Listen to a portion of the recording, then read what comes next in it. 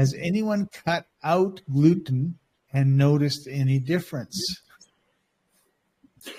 I love how these people ask, has anyone? There are millions of people going gluten-free to the point where it's being ridiculed by others. And yet, here we are.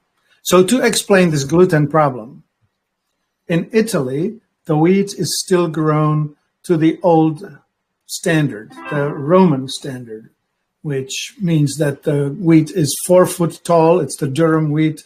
It's not herbicided, not pesticided, and not fertilized. It's just grown old-fashioned way. And it has about 6% of protein, most of which is gluten.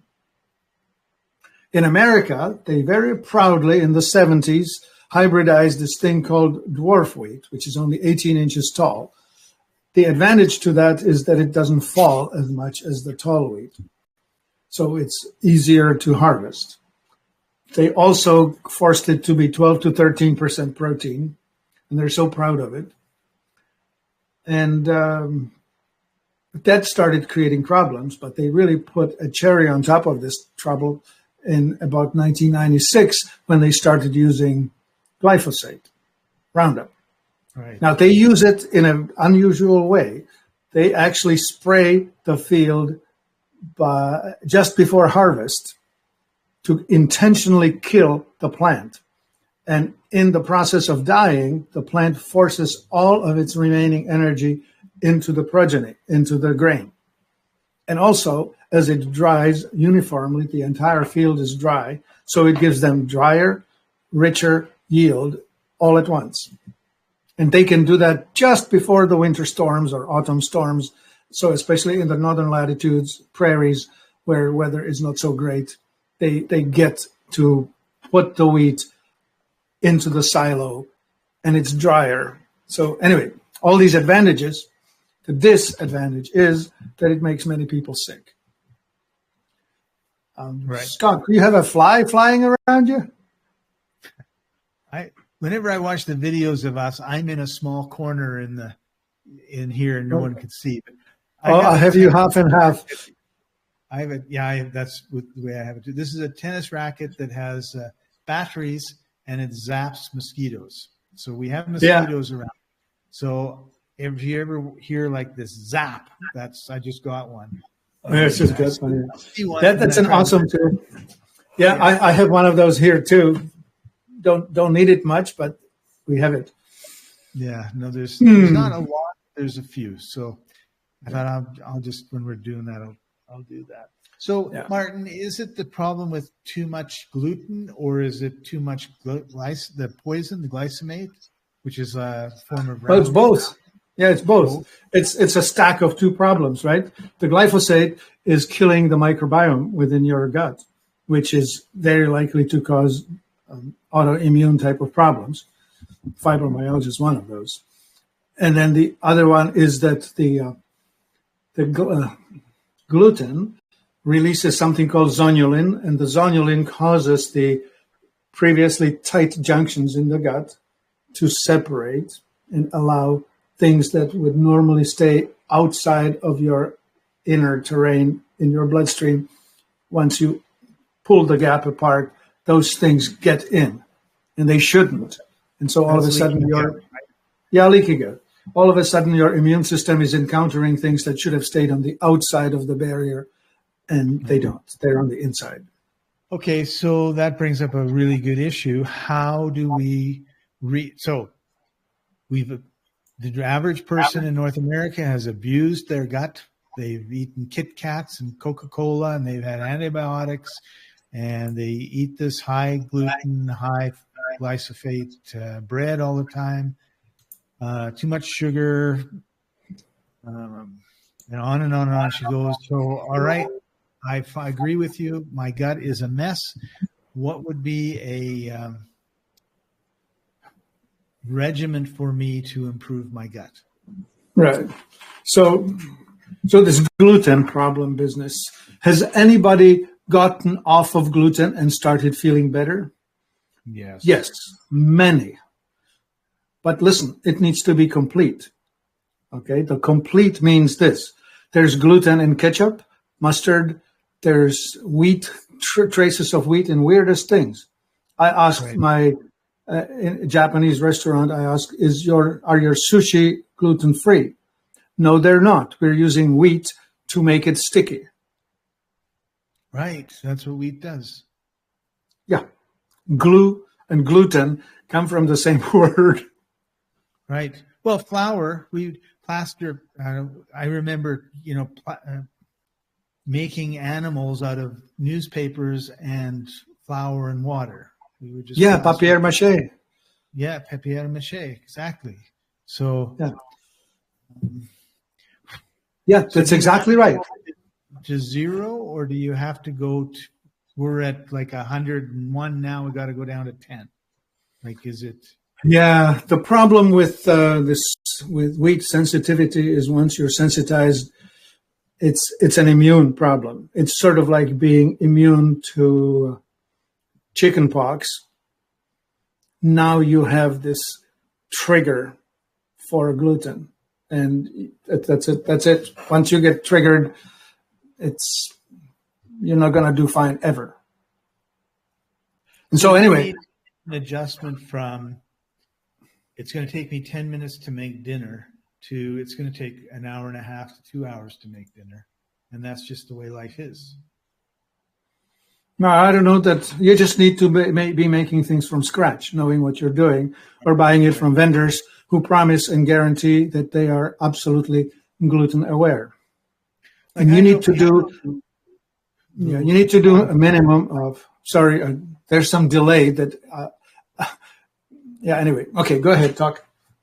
I was just going to say there are people that I know that they spend all day Sunday making all their meals for the rest of the week, some of which they freeze, some of it they just put in the fridge.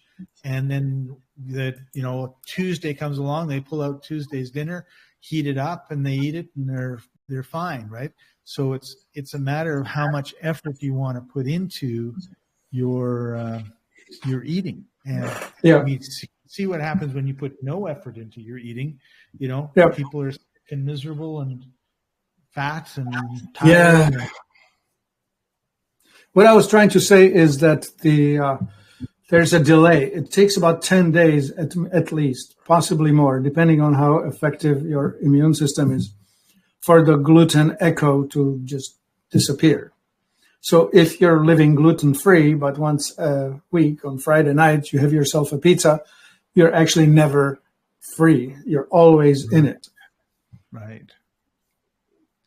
So you've never had a day when you are actually clear. You need to go on a minimum of 3 months off and then see.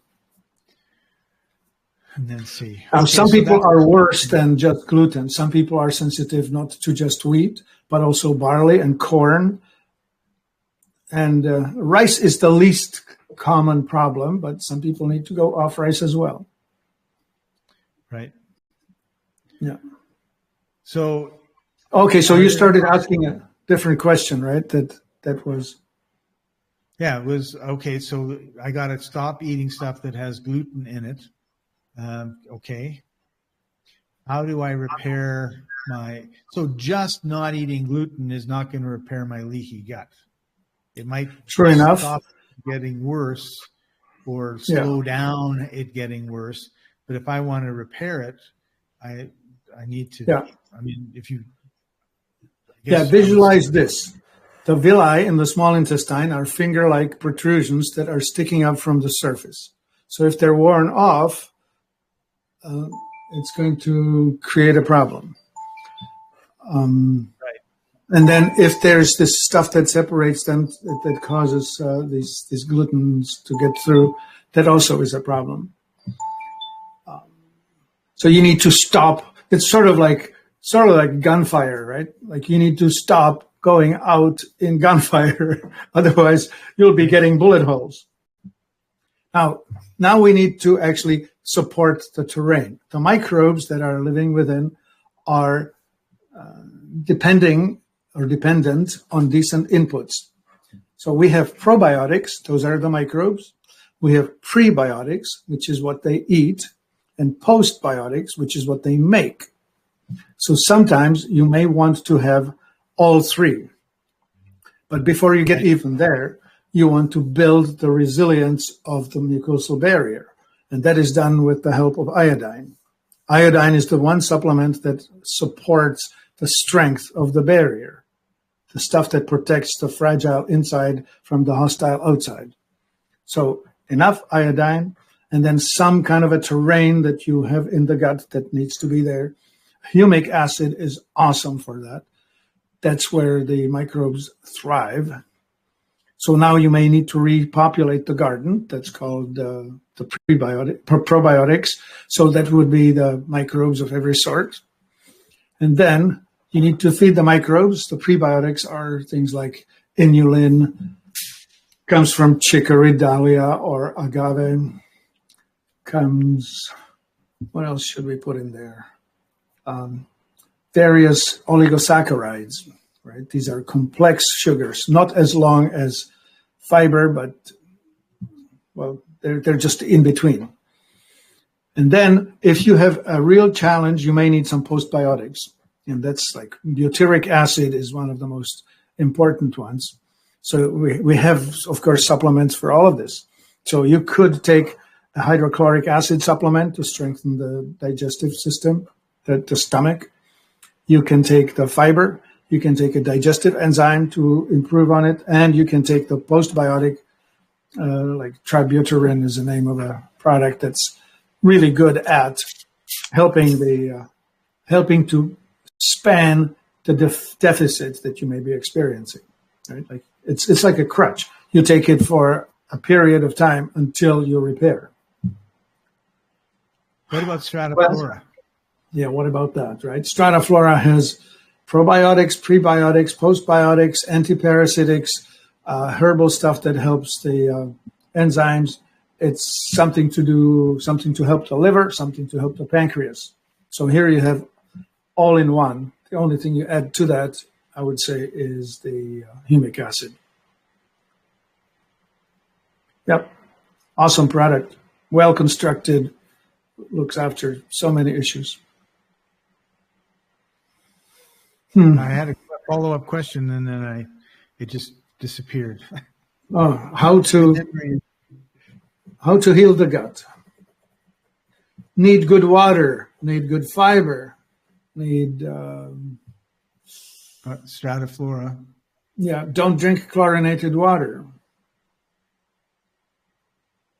Don't take antibiotics. Don't take chemical drugs. If you're on gabapentin and Lyrica and God knows what else, you're just killing off your healthy microbes all the time. Oh, so, okay. I think it's actually kind of funny because the next question I was going to ask was from KP. Someone mentioned in another group that fibromyalgia was caused by leaky gut. Has anyone seen improvements in their pain by taking probiotics? So once again, I think this is like the wrong question. Is if I have a bad digestive system, will I be better if I fix it? Yes. And if your bad digestive system shows outward signs of pain and aching and inflammation, then all of those things should drop if it's from there. Here's an interesting point. The more leaky your gut is, the more allergic you'll be to more things. Some people are so dysfunctional, they seem to be allergic to water. It's like almost anything you put in your body makes you feel worse. They feel best when they eat nothing.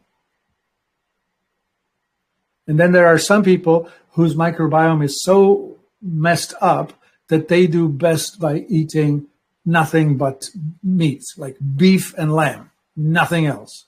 Like there are folks who live like that. And it's mainly because their microbiome is messed up. And so it's better to, you see, microbiome is not fed by meat, it's fed by fiber. And so if you feed it absolutely nothing, it goes dormant. So it stops making noise or anything. It's just not there. Well, it works for some people, but it's a budget problem for many to be living on steak. So you don't recommend the carnivore diet? Oh, I'm not recommending it. It's fine. It's unaffordable.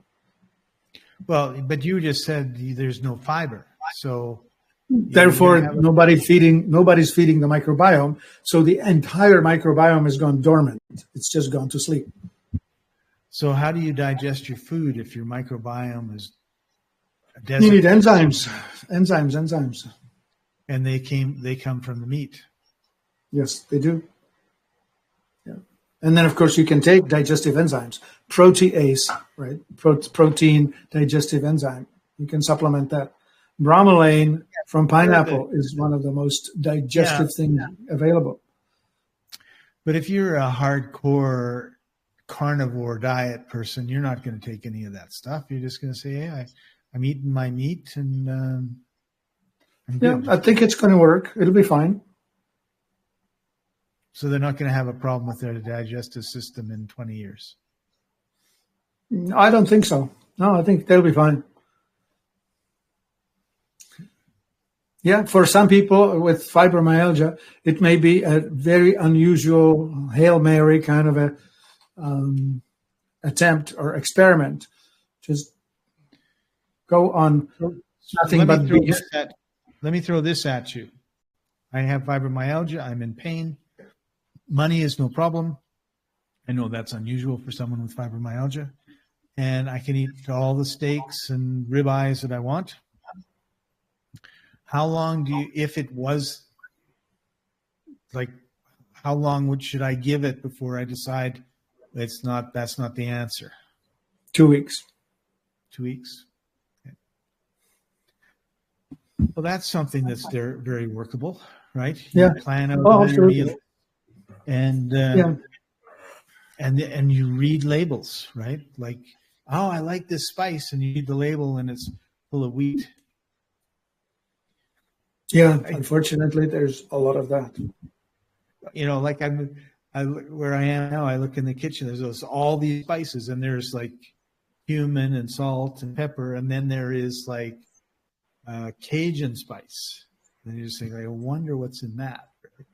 Right. I'm confident that pepper is pepper and nothing else, but the Cajuns, all these fancier spices. It's like how to make it taste good, and we know that.